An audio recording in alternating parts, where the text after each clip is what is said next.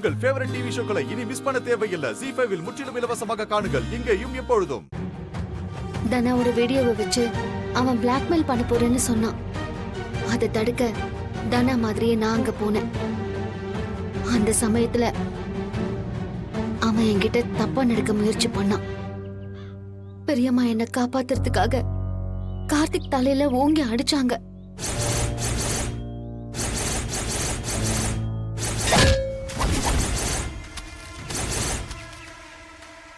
நாங்க தான் கார்த்திக்க கொன்னுட்டோமோன்னு நினைச்சோம். ஆனா அவன் சாகாம உயிரோடு இருந்து உன்னை மாட்டி விட்டுருக்கான்.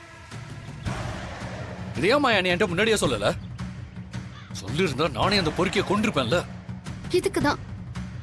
இதுக்குதான் கதிர் உன்கிட்ட நான் சொல்லல. நீயும் தனாவும் சந்தோஷமா வாழறதுக்காக தான் நாங்க இப்படி பண்ணோம். ஆனா செய்யாத தப்புக்கு இப்ப பெரியம்மா மாட்டிருக்காங்க. நீ சொல்றதெல்லாம் பார்த்தா இவங்க பெரிய பிளான் பண்ணிருக்காங்க மாயா. இப்படியே விட்டா ரொம்ப ரிஸ்க். ஆனா இப்போ இன்னொரு ப்ராப்ளமும் வந்திருக்கு. என்னது? பெரியம்மாவை இன்னைக்கு ஜட்ஜி வீட்டுக்கு ஜாமீனுக்காக வக்கீல் கூட்டிட்டு போறதா இருக்காரு. அங்க போய் பெரியம்மா நான் தான் கொலை பண்ணேன்னு ஒத்துக்க போறதா சொல்றாங்க. என்ன மாயா அது? அத்தை எதுக்கு அப்படி சொல்லணும்? உனக்கும் தனாவுக்கும் எதுவும் பிரச்சனை வரக்கூடாதுன்னா பெரியம்மா இப்படி ஒரு முடிவு எடுத்திருக்காங்க.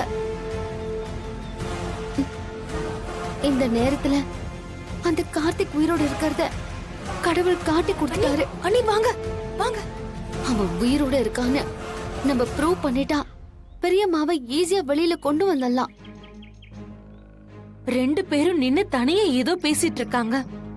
இவங்க தனியா நின்னு பேசினா ஏதாவது வில்லங்கம் தான் வரும். இதெல்லாமே இந்த புவனேஸ்வரியோட பிளானா தான் இருக்கும். கார்த்திகை மறைச்சு வச்சுக்கிட்டு என்ன ஜெயிலுக்கு அனுப்பி தனா கிட்ட இருந்து என்ன பிரிக்க பாத்திருக்காங்க. ஆனா பாவம் அத்தை மாட்டிக்கிட்டாங்க. எனக்கும் அதான் தோணுது கதிர்.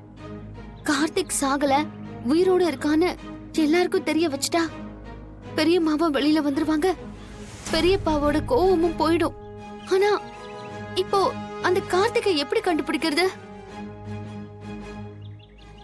ஷோ, என்ன பேசிக்கிறாங்கன்னு கேட்க மாட்டேங்குதே. அந்த கார்த்திக் எங்க இருந்தாலும் கண்டுபிடிச்சு கொண்டு வந்து நிறுத்தணும். வா போலாம். சிவா, ZEE5 ஆப்பை டவுன்லோட் செய்து அனைத்து எபிசோடுகளையும் இலவசமாக பாருங்க.